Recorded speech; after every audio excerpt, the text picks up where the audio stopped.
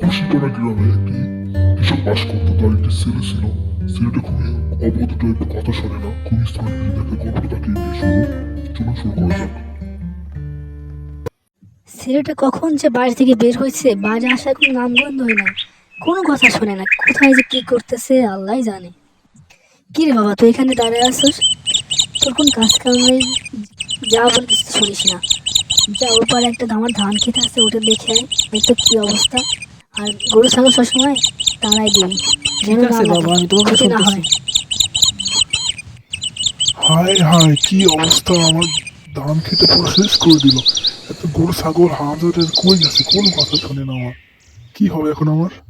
এই হারামজাদ, তুই এখানে বসে আছিস, দাঁড়ায় আছিস, তোর কোন কাজ কাম নেই। তোকে যে একটা কথা বলছিলাম সেটা তুই শুনিস নাই কেন? তোর জন্য তোর ক্ষতি হয়ে গেল। আজকে তুই বাড়ি আয়, দেখাচ্ছি তোর মজা। তোমার ছেলে আমার কোনো কথাই শোনে না। তাকে একটা কাজ দিছিলাম, সে কাজটা না করে কোথায় ওকে মাফ করে দাও, দেখবে যে ও ভালো হয়ে গেছে।